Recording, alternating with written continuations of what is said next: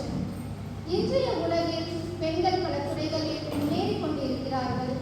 ஆனாலும் இன்னும் பல அநீதி, வன்முறை, பாகுபாடு, அவமதிப்பு, சம வாய்ப்பின்மை போன்ற சுமைகளை சுமந்து வாழ்கிறார்கள். பெண்களின் அவலக்குரல் கேட்கும் வாய் திறவாத மௌனமாக இருந்ததற்காக எங்களை பொறுத்தருள்வீராக.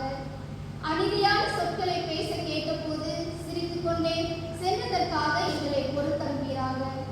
சமுதாய ஊடகங்களில் பெண்களை இழிவுபடுத்தும் கருத்துக்களை கண்டும் அதற்கு உடன்பட்டு எதிர்த்து பேசாததற்காகவும், குடும்பத்தில், பணியிடத்தில், திருச்சபையில் பெண்களின் பங்களிப்பை சிறுமைப்படுத்திய மனப்பான்மைக்காக எங்களை பொறுத்தருள்வீராக.